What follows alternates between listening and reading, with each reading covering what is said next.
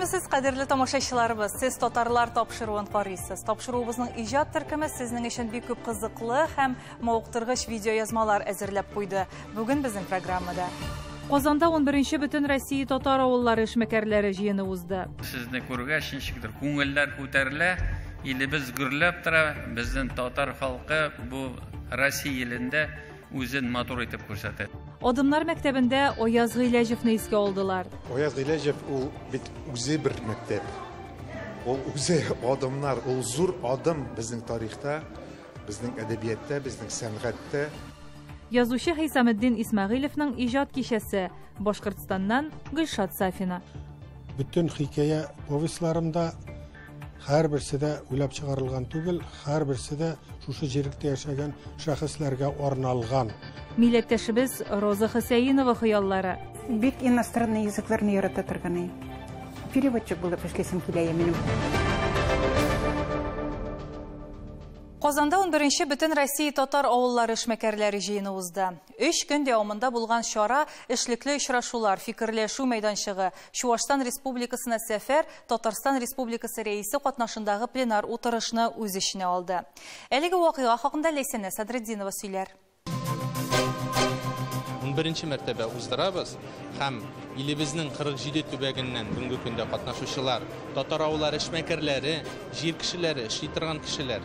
Хотим развиваться, багырга, үзебезне күрсәтергә, алырга монда дуслар-ман яхшы күрешергә.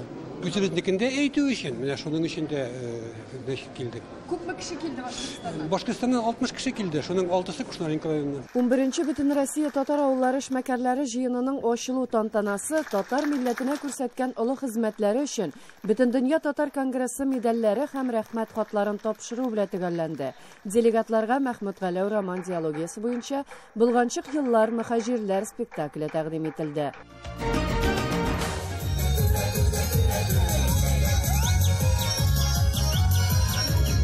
İkinci günü Çuvaşistan Respublikasında başlanıp gitti.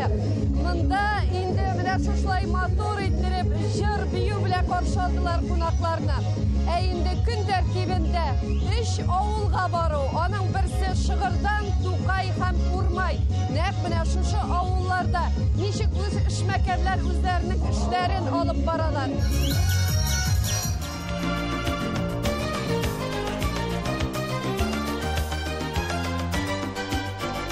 Ничек бабаларыбыз яшәгән, шулай яшәргә тырышабыз, мәхәлләребезне тыргызабыз.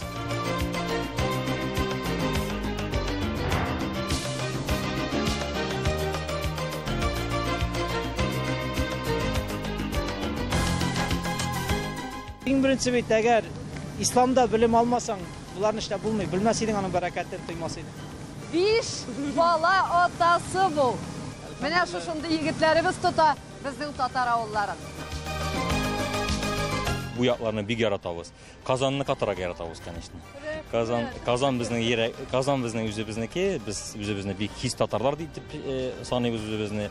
Бу көнне Татарстан Республикасы премьер-министры урынбасары Бөтен дөнья татар конгрессының милли шура рәисе Васил Шайхразиев Чувашстан Республикасы башлыгы Олег Николаев белән очрашты. Ул Чувашия Республикасы җитәкчелегенә 11-нче бөтен Россия татар авыллары эшмәкәрләре делегатларын бирегә алып килүне оештыруда ярдәм иткән өчен рәхмәтен белдерде. 11-нче бөтен Россия татар авыллары эшмәкәрләре җыены делегатлары Казанда Россия граждан авиациясе пилоты, Россия Федерациясе каһарманы Дамир Юсупов белән очрашты. Дамир Юсупов 2019 елның 15 августында Жуковский янында уңышлы авариялы утырту ясаган Урал авиалиниялары авиакомпаниясының һава судносы командиры. Җыен делегатларына аның каһарманлыгы хакында төшерелгән «На солнце вдоль рядов кукурузы» фильмы күрсәтелде. Менә шулай милләт пәрвәрләре белән горурланып, милләтне берләштереп алгада барырга була. Бу хактан да безнең өчен зур вакыйга, зур горурлык. Я горжусь тем, что я татарин, что я вместе с народом, без берге, без бердәмлектә.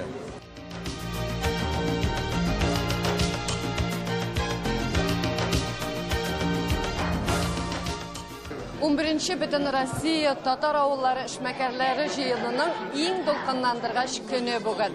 Пленар утырыш.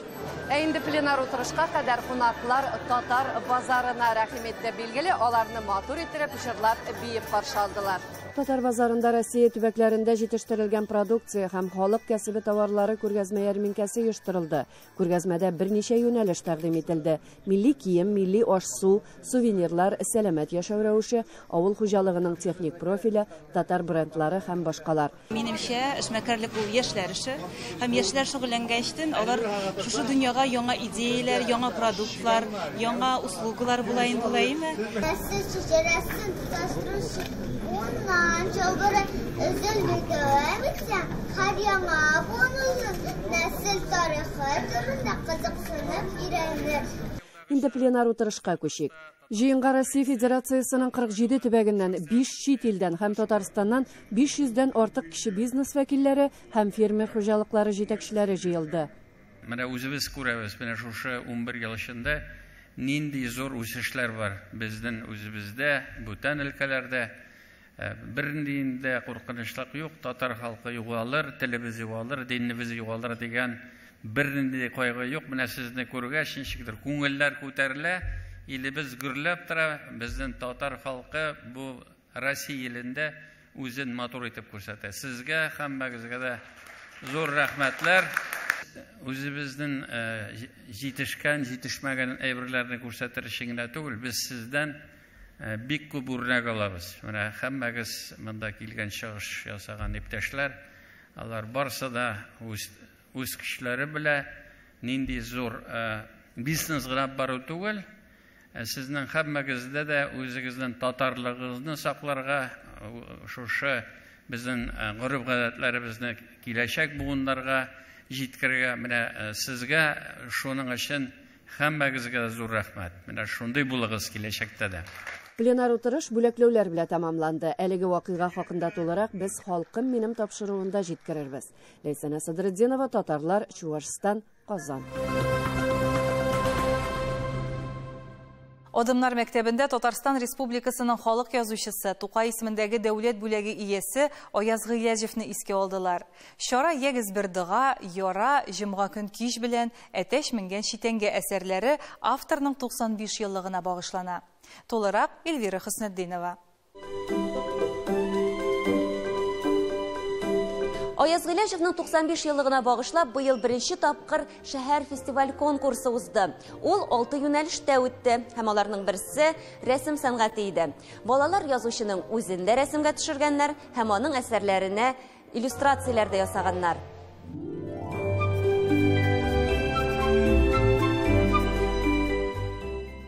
Укучылар Аяз Гыйләҗевнең ягез бер дога, җомга көн кич белән әтәч менгән читәнгә кебек әсәрләренә аеруча яратып рәсемнәр ясаган.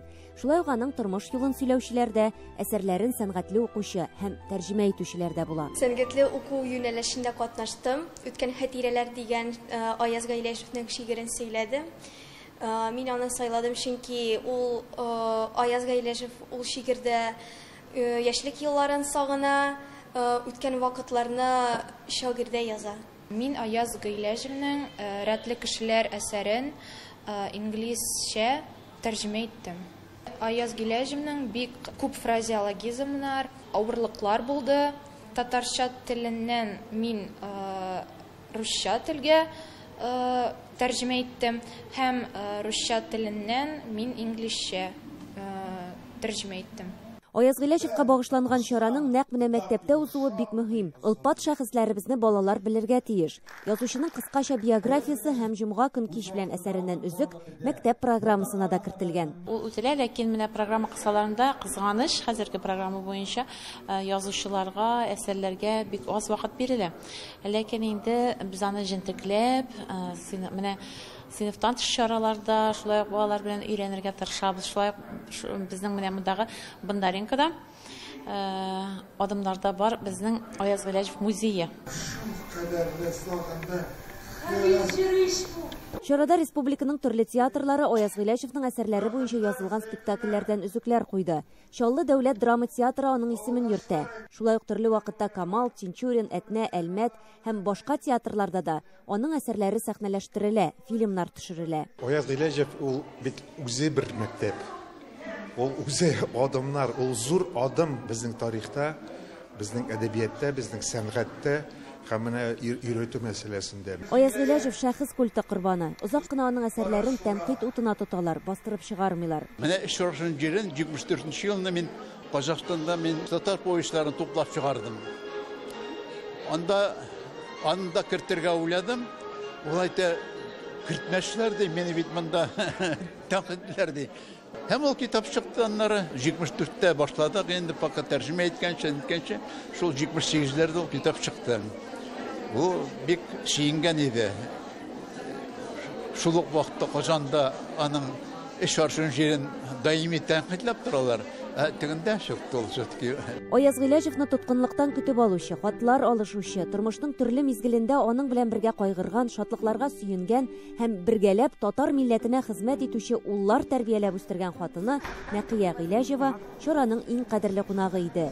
Ул һаман да аның мирасын барлау, архивларын тәртипкә китерү һәм гомумән Аяз Гыйләҗевнең исемен халык күңелендә саклау өчен дәвам итә. Аяз татар милләте дип янып яшәде. 60-нчы елдан чын мәгънәсендә инде ул теге хукуклы язучы булып 95-нчы елга кадәр милләт дип авылларга чыкты, үз акчасына йөрде. 20 повесть язды, 5 роман язды, 40 пьеса язды. Алар һәммәсе дә милләт хукукын киңәйтергә тырышып язылган әсәрләр алар барсы да шул кадәр күп эшләде ул. Нәкыя ханымның кулында 2020 елда Төркиядә Аяз Гыйләҗевкә багышлап махсус бастырылган журнал. Заманында Шаршын җир, Җомга көн кич белән, Яра, Язгы кәрваннар әсәрләрен төрекчәгә Фатих Кутлу тәрҗемә итә. Алар Төркиядә дә дөнья күрә, әле эш шактый. Тәрҗемәсе әзер булганнар бар. Мәхәббәт һәм нәфрәт турында хикаят повесте белән берәү повесте. Булар әзер. Onları paralaması bitken Yegiz Burduğa eseri var. Onlar da kileşekte dünya kurur deyip uylayayım. Çünkü Türkiye'de Ayaz Gıylajevke tartulu güçlü, sarav güçlü. Kızık sunu uyatkanga hazır Ayaz Gıylajev turusunda bilesileri kilip maksusan işlerler çıkardılar. Hem fenni işler alıp barıla, disertasiyalar yapıyorlar. Bir taralışta Ayaz Gıylajev biline. Милләтнең иң зур байлыгы хәтер дип язган Аяз Гыйләҗев. Татарның асыл улларын билик, хәтерлик. Илвира Хөснетдинова, Татарлар, Казан. Сез татарлар тапшыруын карыйсыз. Программабызның икенче өлешендә язучы Хисаметдин Исмәгыйлевнең иҗат кичәсе Башкортстаннан Гөлшат Сафина. Бүтән хикая повестларымда һәрберсе дә уйлап чыгарылган түгел, һәрберсе дә шушы җиректә яшәгән шәхесләргә арналган. Милләттәшебез Роза Хусәйнова хыяллары. Бик иностранный языкларны ярата торган. Переводчик булып эшләсем килә минем. 2 ел элек Казан утлары журналы Башкортстанда яшәп иҗат итүче язучы Хисаметдин Исмәгыйлевнең Никах китабын бастырып чыгарган иде. Китапның сюжеты үзәгендә Әфган сугышында катнашкан татар егете. Әдәбият сөючеләр повестьны бик җылы кабул итте. Шушы көннәрдә Стәрлебаш районы Стәрлебаш авылында авторның иҗатына багышланган чаралар узды. Башкортстан һәм Татарстан язучылар союзы җитәкчеләре Айгиз Баймөхәммәтов һәм Ркай Зәйдулла, ике республикадан да язучылар һәм журналистлар Хисаметдин Шәрәфетдин улын сәламләргә җыелды. Сүз Гөлшат Сафинага. Башкортстанның көньяк-көнбатышында орнашкан Стәрлебаш районының административ үзәге булган Стәрлебашта бүгенге көндә 6 меңнән артык кеше яши. Революциягә кадәр бу авыл мәдрәсәсе дини кадрлар әзерләү үзәге булган. Стәрлебаш әле булса билгеле шәхесләргә бай. Бүген без шундый талантлы шәхесләрнең берсе, язучы Хисаметдин Исмәгыйлевнең иҗатына багышланган чараларда катнашабыз. Очрашулар Мәхмүд Мәхмүтов исемендәге Туган якны өйрәнү музееннан башланып китте. Төрле төбәкләрдән җыелган кунаклар урындагы җирлекнең бай тарихы белән танышты. Музей җитәкчесе сөйләвенчә, 1700 елларда бу җирләргә Оренбург өлкәсенең Каргалы авылыннан килеп урнашалар. Стәрлебаш районы мәдрәсәләре белән тан тоткан. 40-тан артык белем бирү урыны булган, елына 600-дән 1200-гә кадәр шәкерт укып чыккан. Мөхәммәд Шакир Тукаев инде мәдрәсәләргә нигез салучы, соңгы кеше дип беләбез бит без аны 30-нчы елларда инде аны кулга алалар һәм инде Оренбург төрмәсендә ул бит инде утыра 8 ел төрмәлә утыра дип беләбез инде. Бик нык белемле кеше була ул Мөхәммәд Шакир Тукаев, гарәп телендә, фарси телендә иркен сөйләшкән була. Хисаметдин Шәрәфетдин улы 1953 елның 17 февралендә Стәрлебаш районы Гөлем авылында туган. Хезмәт юлын ул иҗаттан бөтенләй ерак өлкәдә башкара. Ветеринария буенча төрле җаваплы вазифалар били. Җәмәгать эшләрендә актив катнашып, 2 чакырылыш район советына һәм күп тапкырлар авыл советына депутат булып сайлана. Шул чорларда милли эшмәкәрлек җәелдереп җибәрә. Язучы Зәки Зәйнуллин һәм Ягъфар Хисмәтуллин белән каләм тибрәткән иҗади кешеләрне бергә туплап, әдәби түгәрәк оештыра.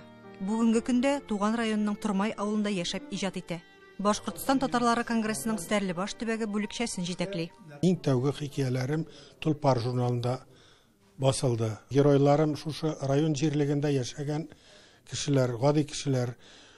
Бүтән хикәя повестларымда һәрберсе дә уйлап чыгарылган түгел, һәрберсе дә шушы җирлектә яшәгән шәхесләргә арналган. Вакытлы матбугатта даими сыгып тора әсәрләре. Шуга аны укучылар ике республикаларга якын күрәләр. Дөнья күрүе, бүтән өлкәдә эшләү, даирәләр белән аралашу язучы өчен бигрәк проза өчен бик кирәк әйбер. Башкортстан һәм Татарстан язучылар союзы җитәкчеләре Айгиз Баймөхәммәтов һәм Рыкаил Зәйдулла, Казан, Уфа шәһәрләреннән, Стәрлебаш районыннан язучылар һәм журналистлар катнашында узган түгәрәк өстәлдә күптән түгел 70 яшен билгеләгән Хисаметдин Шәрәфетдин улының иҗатына байкау ясалды. Әйбәт яза, күп яза, әмма шушы язганнарын китап итеп чыгарып, халыкка тарату өстендә бик аз эшли. Җитми. Хәзер инде ул ел сайын чыга торган инде авторлар исеменә керде. Ул инде күп авторлар ел сайын чыга алмый бит. Ул инде ел сайын чыга торган авторлар да куйды. Үткән айда гына без әдәби конкурс, сәнгатьле конкурсы үткәрдек. Аның икенче турында Башкортстанда яшәүче язучыларның проза әсәрләрен сәнгатьле итеп уку биреме иде. Һәм анда да әлбәттә Хисаметдин абый Исмәгыйлевның әдәби әсәрләреннән үзекләр булды. Район мәдәният йортына килгән кунакларга тырыш Стәрлебаш халкының кул эшләреннән күргәзмә оештырылды. Аннары тамашачылар игътибарына әйтер сүзем бар дигән әдәби музыкаль кичә тәкъдим ителде. Татарстаннан һәм Башкортстаннан килгән зур делегация, юбилярның туганнары һәм авылдашлары сәхнәдән котлау сүзләрен җиткерде. Оештырган бәйгеләр өчен бик зур рәхмәт. Стәрлебаш халкыбыз тарихында эз калдырган мәдәни үзәк булып торган төбәкләрнең берсе. Ондагы язучылар 19-нчы гасырда булсынмы, бүгенге көндә булсынмы, әдәбиятта үз эзләрен калдырып киләләр. Татарстан Республикасы Язучылар берлеге әгъзасы 40 ел дәвамында Башкортстан һәм Татарстан республикаларында нәшер ителгән татарча гәзит журналларда актив язучы Хисаметдин Исмәгыйлевның әлегә 2 китабы дөнья күрде. Бүгенге көндә бер романы Казан шәһәрендә рецензия үтә. Башкортстанның Стәрлебаш районыннан Гөлшат Сафина, татарлар. Халкыбызны бөтен дөньяга таныткан традицияләрнең берсе милли аш-су кунакчыллык. Татарларда бу сыйфат гаиләдә борынгы заманнардан ук тәрбияләнә. Киләсе видеоязманың герое Роза Хәсәенова кечкенәдән үк кулинар сәнгать нигезләрен әнисеннән өйрәнә. Ул моны үзе һәм булачак гаиләсе өчен дип кабул итә. Чөнки һәр татар кызы тәмле пешерә белергә тиеш. 35 ел дәвамында ул Сибай предприятиесенең ашханәсендә пешекче булып эшли. Хәзер үй шартларында шәһәр халкы өчен ризык әзерли. Үз мәшгульлек белән шөгыльләнүче милләттәшебез хакында Гөлдар Хафизова сөйләр. Роза барсында ашатачак дигән сүзләр чыгып, бу аляпкычны аңа рәхмәт йөзенә бүләк иткәннәр. Һәр иртә шушы аляпкычны киеп, эшкә керешә ул. Мин 5тән торам да пешерергә тотынам. Бөтен нәрсәне дә яратып эшлим. Рәхмәтен укып эшлим эшләгәндә. Өй шартларында ризык әзерләү белән 3 ел шөгыльләнә Роза Хөсәенова.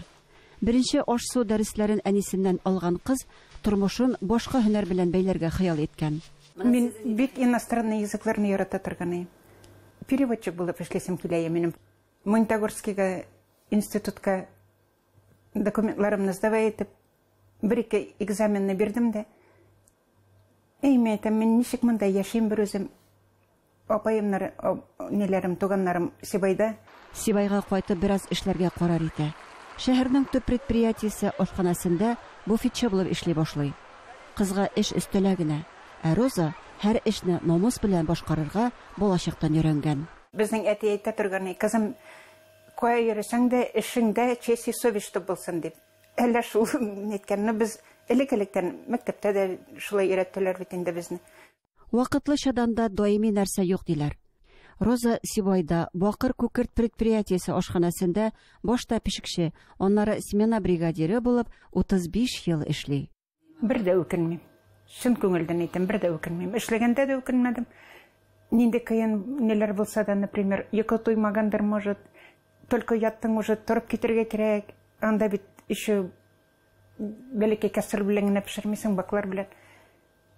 Әллә шул коллективтан торгандыр инде, әйбәт кызлар булгач, барысы килеп торгандыр. Бер-беребезне аңлап. Коллективта бик тату, бердәм эшлиләр дә бит. Әмма тиздән ашхана, аннары кайчандыр шәһәрне барлыкка китергән предприятиедә ябыла. Бик кызганыч, хәзер биш ябылып бетте бит. Күпме кеше эшсез калды, особенно безнең возрастта. Ул ябу безгә бик кыен булды. Я пенсиягә чыгып өлгермәдек. Пенсияның неләрен өстәп куйдылар. Городта бер нинди предприятие юк, безнең һөнәр буенча барырга. Икенче эшне бик белмибез дә инде. Сынаулар кебек мөмкинлекләр дә көтелмәгән урыннан килә диләр. Өйдә кулинар ярым фабрикатлар әзерләргә Розага кызы киңәш итә. Ой балам, кит, магазин тулы әйбер, кем сеннән килеп алсын ул әйберне. Шуннан пробный гына объявление биргән, Аллага шөкер, кешемне рәхмәтен әйтеп алып китә миңа шул җитә инде. Камарашлары, күмәчләр һәм бәлешләр, салатлар һәм пилмәннәр, Роза әзерләгән ризыкларның төрлелеген сана бетерерлек түгел. Кызларга җиңелрәк булсын дип. Эштән кайтып теге тиз генә бит инде ужында баласын дәресен итеп тегеләй була икенче ятырга кирәк, иртүк опять чыгып китәләр, пятидневкалар особенно кем эшли. Рәхәтләнеп алалар килеп. Полуфабрикат бик күп заказы итәләр. Мин теге үземнән инде бер ас мастер дип нитмим инде, хис итмим. Просто шул кешегә ярдәм итү була бит инде, була бит. Көн сайын дистәләгән заказны үти ул. Иптәшем бик нык ярдәм итә, Александр Михайлович. Әле эштә 20 көн. Ул булмагач, ике кулым ни кебек, булмаган кебек. Ул булса бик рәхәт. Списокны гына язып тоттырам да, чыгып чаба ул, бишап кайта. Бисмиллахиррахманиррахим. Мин кызым нигә килгәнем, пирог алырга килгәнем сиңа. Синең пирогыңнан башка бу арада бүтән нәрсә кине бик ашый да алмыйм. Үтегез әйдә әзрәк утырып кайтырсыз безнең белән. Мин бик шатмын син килгәнгә. Бисмиллахиррахманиррахим. Хәзерләгәнем кебек күрәм син. Өченә кирәк, икесенә кирәк, кырыгына кирәк, елына кирәк дигән кебек бөтенесенә дә һәр вакыт бөтен зур табынга Роза кызыма мөрәҗәгать итәбез инде. Бик күп кешегә алдыртып бирә, пешертеп бирә кызым. Бик күп. Почти Сибай шәһәренә. Пешекче һөнәренә махсус укымаса да, вакытлыча гына дип санаган эше Роза ханымның гаиләсенә генә түгел, Сибайлыларга да куаныч һәм файда китерә. Һәм мөгаен, шуңа күрә дә 40 ел элек аңа Сибайга кайтып, үз тормышын шушы һөнәр белән бәйләргә тиеш булгандыр.